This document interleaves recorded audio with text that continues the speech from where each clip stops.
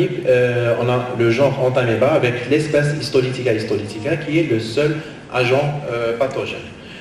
Le mode de transmission aussi, c'est une maladie qui est liée au périfécal, donc c'est la contamination par des aliments ou de l'eau contaminée.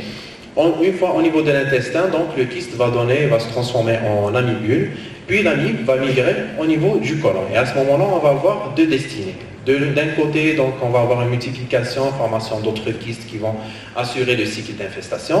Et de l'autre versant, on va avoir transformation en Entamoeba histolytica qui va envahir la muqueuse colique à l'origine justement de ces ulcérations et secondairement peut envahir le foie, le poumon ou le cerveau via la circulation sanguine.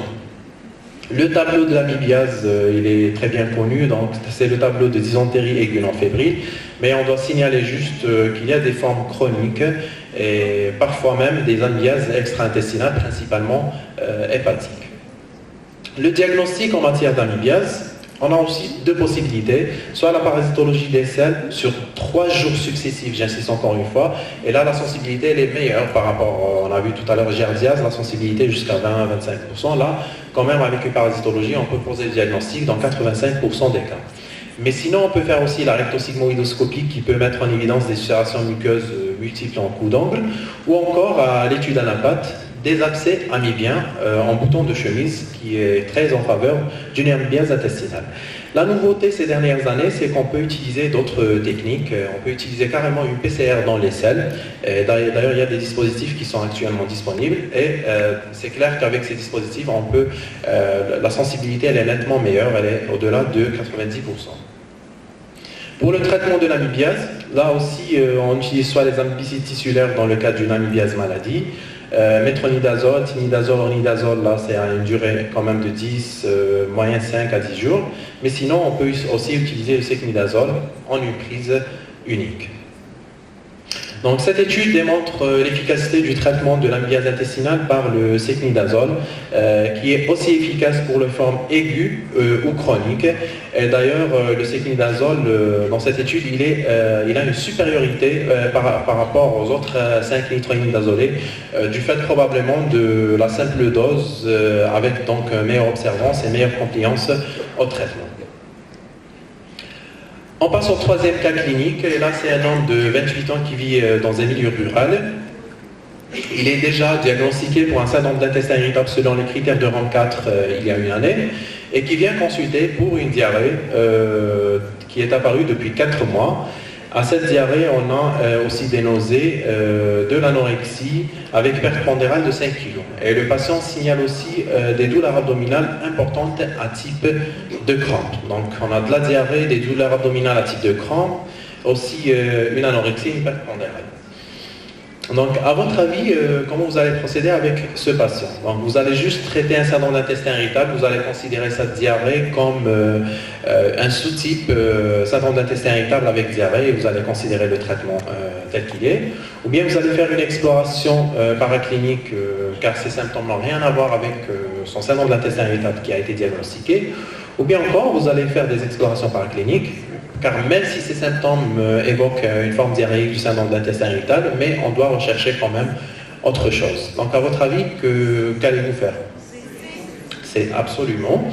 Donc on doit quand même rechercher d'autres associations, c'est-à-dire même si on a un syndrome de l'intestin irritable, et là ils sont justifiés justement par toutes ces indications qui motivent l'exploration de toutes les pathologies fonctionnelles digestives ont été déjà vues par Dr Bougadoura. Notre patient a une diarrhée chronique, il a un amaigrissement, donc 2 signes qui justifient l'exploration. Donc on a exploré notre patient, on a fait une sérologie, c'est-à-dire qu'elle était négative, une coloscopie sans particularité, avec biopsie aussi, et la parasitologie des selles qui a mis en évidence une forme vacuolaire d'un parasite particulier qui est le Blastocystis hominis. Alors le patient, il remet en question le diagnostic initial de syndrome d'intestin irritable, il voudrait avoir des précisions. Alors qu'est-ce que vous allez lui dire? Vous allez dire que la blastocystose explique tout le tableau et donc on s'est trompé peut-être au départ par rapport au syndrome de l'intestin irritable. Ou bien vous allez dire que la blastocystose explique bien le tableau clinique, surtout chez quelqu'un qui a un syndrome d'intestin irritable car l'association elle est fréquente.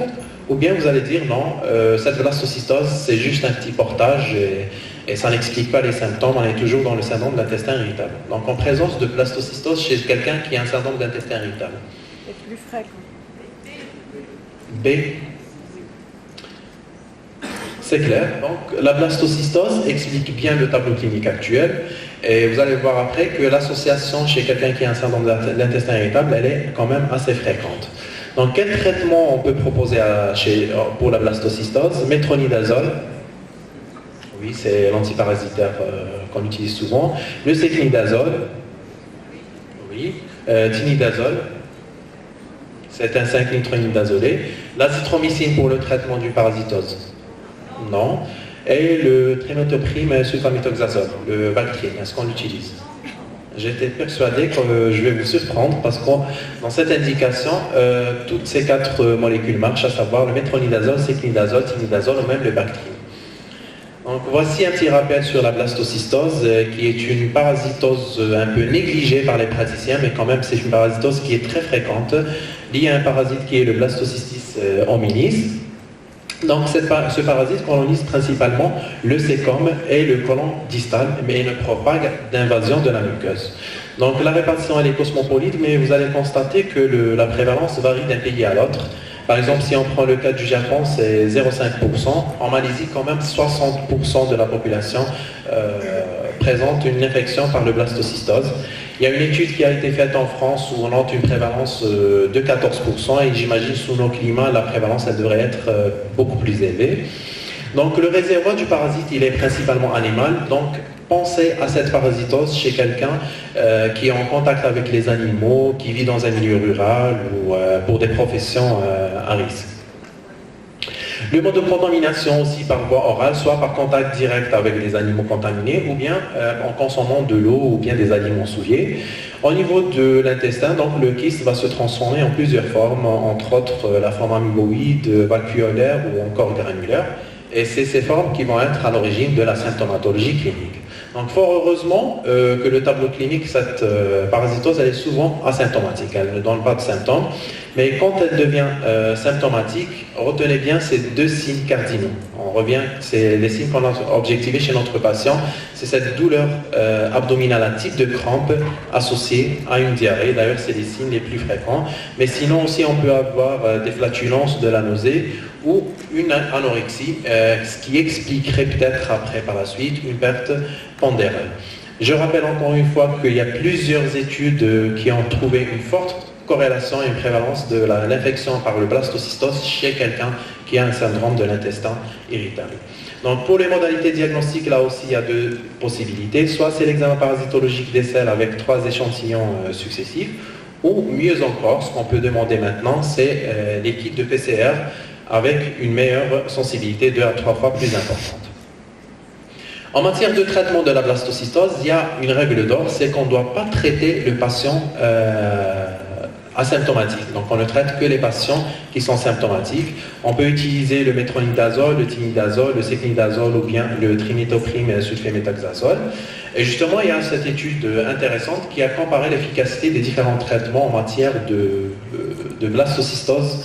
Et là, on note clairement une supériorité du traitement par sécnidazole, 83% de réponse thérapeutique versus 73% pour le tinidazole ou 55% pour le métronidazole.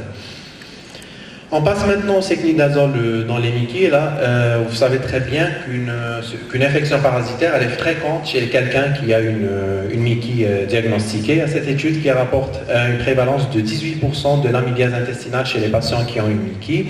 Et sans vous le cacher, une infection par l'amibiase pourrait surinfecter souvent une MICI en poussée, pourrait déclencher une poussée, voire mimer un tableau de MICI, d'où l'intérêt justement chez les patients avec MICI de faire le dépistage et de traiter convenablement par le métronidazole ou bien le sécnidazole. Dans cette étude très intéressante publiée en 2021, on voit quand même qu'il y a une nette prévalence de toutes les infections parasitaires, les protozooses. Et là, dans cette étude, chez les patients avec RCH, l'infection par Giardia chez 28% des patients a été notée, blastocystose chez 27% des patients. C'est pour vous dire que les infections parasitaires sont très fréquentes chez les patients qui ont des Mickey, donc pensez souvent à les rechercher et à les traiter. On terminera par l'indication du séquinidazole au cours de l'HP. Là, je vais pas trop m'attarder là-dessus, ça a été très bien détaillé par professeur Bougila. Donc pour l'HP, la prévalence mondiale, vous savez très bien qu'elle dépasse les 50%, c'est une infection cosmopolite. Il y a quelques études qui ont essayé d'étudier la prévalence en Algérie, des études algéroises en 2016-2017 qui ont rapporté des taux de prévalence de 47 et de 57%. Notre étude faite à Constantine, publiée en 2019, on a noté un taux de prévalence quand même de 63%. Je ne vais pas m'attarder sur l'histoire naturelle qui a été très bien détaillée, ni sur les traitements. Vous connaissez très bien les traitements de première et deuxième ligne sur l'MH6-5. Je vais juste insister sur la résistance. Donc, je vais rebondir encore une fois sur cette histoire de résistance. Là, c'est une étude qui montre quand même que le taux de résistance au métronidazole peut s'élever jusqu'à 47%.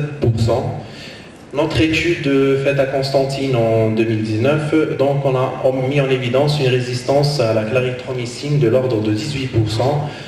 Celle au fluoroquinolone, elle est de l'ordre de 6%. Donc justement, on doit penser à plusieurs stratégies pour pallier à cette résistance. Là, c'est des études qui ont inclus le séquinidazole plutôt dans le traitement de l'éradication de l'HP.